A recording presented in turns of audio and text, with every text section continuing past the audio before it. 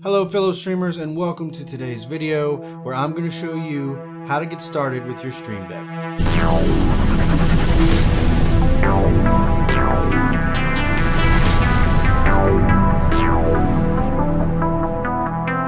Okay guys, I'm going to be honest with you. In this video, I'm really just going to focus on how to get started, how to set up your scenes so that you can, push a button and change scenes in OBS. But if this is all you're planning on using your Stream Deck for, I'm just telling you, you've wasted your money. The Stream Deck is capable of so much more than that, and I plan on making more videos about it in the future. In fact, if you stick around to the end of the video, I'll show you a couple extra plugins I use that can really up your game. But a lot of these videos assume that you know everything and like to skip stuff, so I'm not going to skip anything. I'm going to start with the beginning. You've just opened your Stream Deck, now what? Okay, so the very first thing you're going to want to do after you've unboxed and hooked up the Stream Deck is go to this website right here. It's the Elgato website. I'll put the link in the description below so you can just click on it. You're going to go down here where it says select your product, click on that. Scroll down, click whatever Stream Deck you have, if you have the XL, the regular one, or the Mini. In this case, we're going to use Stream Deck, so we're going to click Stream Deck. Make sure you click Windows, and then go ahead and download and install the software. Once you have the software installed, it's going to look like this, and you're going to have this welcome button. It might say welcome, or it might just have the Elgato logo in the middle, but we don't need it. Just go ahead and right click on it and click delete. Let's just start with a fresh screen here. Now, if you wanted to, we could start making these first buttons your scenes in OBS. If you're planning on only using this to change scenes in OBS, that is fine. But like I said before, there's just so much more the Stream Deck can do that I strongly recommend not making this front screen have all of your scenes. I would recommend making a folder, and you can do that by right-clicking on any square and clicking Create Folder. Once you have a folder, you can name it. So we're going to name this one Scenes. Then you can double click that, and now you're ready to start adding your scenes from OBS. To do this, you're going to go over to the right here, and you can see these are all the different plugins and stuff for the Stream Deck. You can see I probably have more than you're going to have when you first start out. And like I said, I want to make more videos on all these other plugins and how useful they are and what they do, but we'll save that for another video. I will go through a couple of them at the end of this video, but for right now I'm just showing you how to set up your scenes in OBS. So for that, we're going to go over here to OBS Studio, click the drop down, and get the options for OBS Studio. Now if you use Streamlabs, which I highly recommend you don't, but if you do, it would be the same thing except that you would click on Streamlabs right here in the drop down and get the options from Streamlabs OBS. To assign a button to a scene, it's as easy as clicking on the scene here and dragging it to the button that you would like for it to be. So whatever collection you use for streaming or that you want to set up for this, you're going to select that. From there, it will list the scenes that you have in that collection. So you would click the scene that you want that button to be, and then you would go ahead and title it. So we can just title this Full Cam because that's what I have selected. And there, I've basically done it. I have a button now that I can click, and that will bring me to my full screen. So I can go ahead and click this now, and boom, I'm right here, I'm on my full screen. So that's the basic scene function. You can take it a step further, and on this little drop down here, you'll see this little arrow. This is where you can actually make this button have a picture instead of the default icon. And for most buttons, you get two options: a picture for when it's activated and a picture for when it's not activated. The first circle is attached to the image that's going to display when that scene is active. I always actually like to just do a solid green color. That's just my preference. You can do whatever you want, but that way when that scene is active, it's green, and it's like greened out, so like I know I'm on this scene. And then for when it's not active, I click on the second circle, go back to set from file, and I go ahead and I pick something that I'm going to remember is that scene. So to sum that up and hopefully make it more clear to you, the first image, which is right here, is the image that will show when that button is active, when you're on that scene. The second circle is the image that will show you when you're not on that scene. So consider this the on picture and the off picture.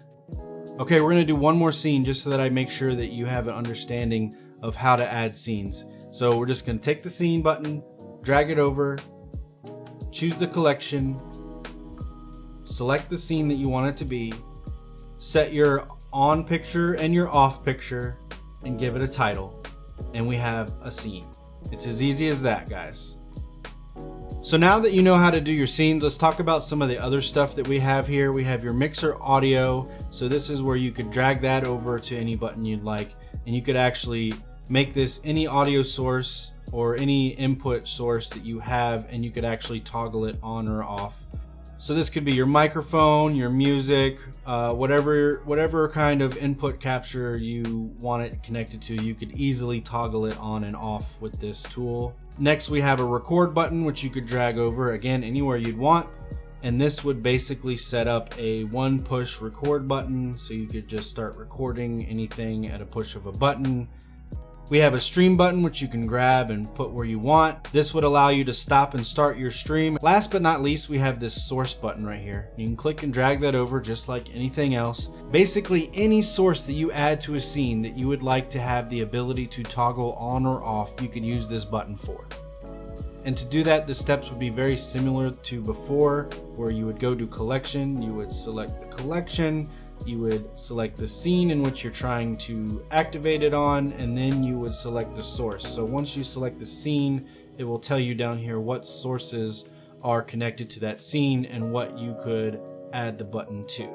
And there you have it, folks. That is a baseline of everything you need to know about your Stream Deck to at least get started and be able to change scenes at a push of a button. But like I said, if that's all you got the Stream Deck for, you wasted your money. The Stream Deck is capable of so much more. So let me just talk about a couple plugins that I really like that I think you should look into. So like I showed you before, I have tons of plugins over here that you won't start out with. I got all of these by going down here at the bottom and clicking more actions. And then I browsed the plugin list and found tons of new options that I could add to my Stream Deck. If you stream on Twitch, I highly recommend downloading all of the Twitch plugins. So that includes the standard Twitch plugin, which is right here. It's just got the classic logo. It just says Twitch. If you scroll up, you also got Twitch Studio.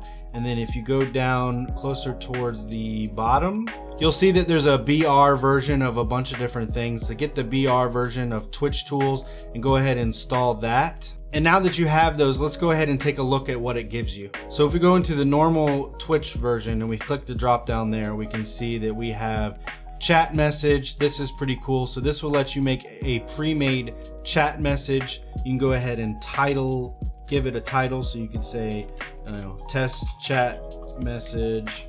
Then you could click the account, which it should already be autofill, but if it's not, you just type in the name of your Twitch account here.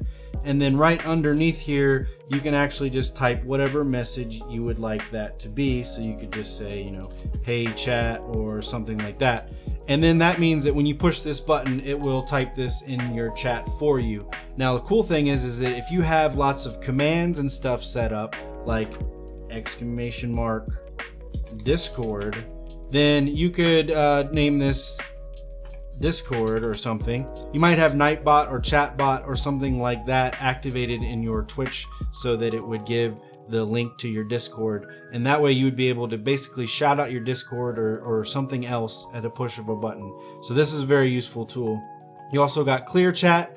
This would of course clear your chat. Emote Chat makes it where you push this button and your chat immediately goes to emote only, if that were your thing. You also have Followers Chat. Again, it's a pretty self-explanatory. You could make a button where you click on it and it would just be followers only chat.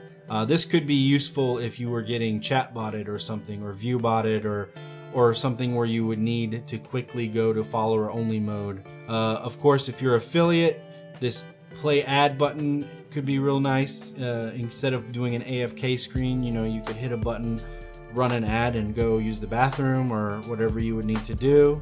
Slow chat mode. If you would like to slow your chat down at any moment in time, maybe you need a minute to catch up, you could click this button and it would slow the chat down for you. The next one, much like follower chat, you've got sub chat. Now the next one is one that I use a lot, and it's create stream marker. It'll actually put a marker that you can see in video producer mode on Twitch, and it makes it really useful to go back and get clips later. I use it all the time. This next button is pretty cool. So this one is not really a button that you click on per se. It's actually an icon that'll just display the number of viewers you have. It's not super useful, especially for new streamers who you probably shouldn't pay too much attention to what your view count is. But if you wanted it on your stream deck, yeah, you can put it on there. And then we have create a clip, which I use this too. Hitting this button will instantly make a clip that will be saved in your Twitch clips. And then this last button kind of goes with the previous button. It opens up the last clip that was made. So if someone in your chat has clipped something and you want to quickly bring it up, you can hit this button. It'll bring up whatever the last clip that was clipped on your channel. Okay, so that was everything that was just in the standard Twitch section. But what I really want to talk about before we end this video is the BR version of Twitch tools. So go down to there and click the drop down and take a look at here. So most of the things that are in here are just a slightly better version of the stuff that's in the regular Twitch dropdown. But there are a couple things that I'd like to point out in particular. One being the shout out feature. So if you go down here to shout out, click and drag that. Since I'm not live at the moment, when I click this button, nothing's gonna happen. But if you were live and you click this button, these squares would turn into symbols that are representing everyone that's in your chat.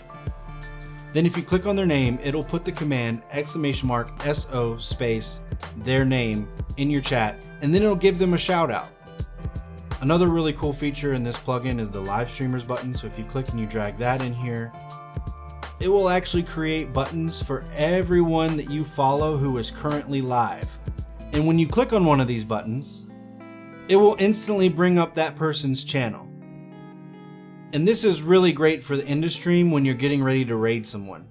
Of course, there's lots more features in this dropdown, but the last thing I'm going to talk about is the clip to chat. So much like the regular version of the clip tool, this will take it a step further because it not only clips the last 30 seconds of your stream, but it also posts it in your chat. And that pretty much concludes what I was trying to accomplish in this first Stream Deck video. Like I said, I really just wanted to get you guys started. I wanted you to be able to use your Stream Deck to change scenes and just have a couple extra features that you might like. But remember, there's so much more the Stream Deck can do. I can't cover it all in one video, so there's lots more videos coming on this. And before I say goodbye, I just want to remind everyone that I stream 3 nights a week. You can catch me Monday, Wednesday, and Friday over on Twitch, 7 o'clock Eastern Time. If you have any questions, feel free to drop into a stream, ask me live, I'll do what I can, and if not, I'll see you in the next video.